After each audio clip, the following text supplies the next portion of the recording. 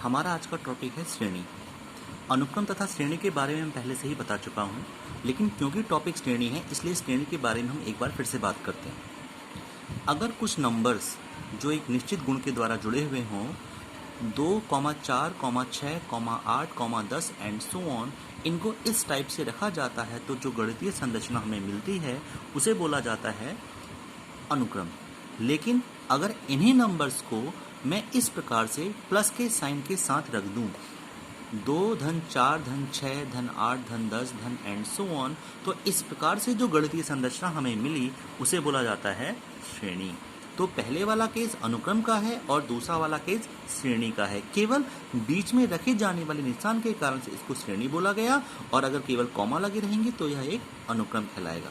अब क्योंकि श्रेणी को सिग्मा के निशान के द्वारा दिखाया जाता है, क्योंकि सिग्मा का मतलब होता है जोड़, इसलिए इस श्रेणी का जो नाम होगा वो होगा सिग्मा 2, क्योंकि ये 2 के सब मल्टीपल्स हैं। इस कारण से वैल्यू बनेगी सिग्मा 2।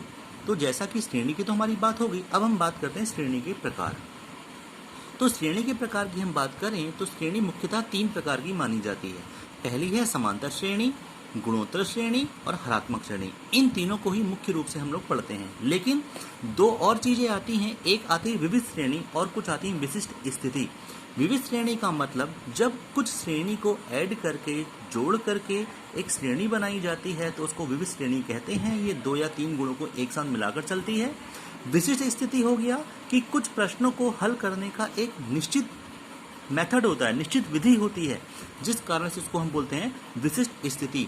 विविध श्रेणी वास्तव में 1 से लेकर n तक इसमें कुछ सूत्र लगते हैं, जैसे कि मैं बोलूँगा sigma n square and sigma n cube. जब इन सूत्रों की सहायता से क्वेश्चंस को हल किया जाता है तो जो श्रेणी होती है उसे हम बोलते हैं विविध श्रेणी।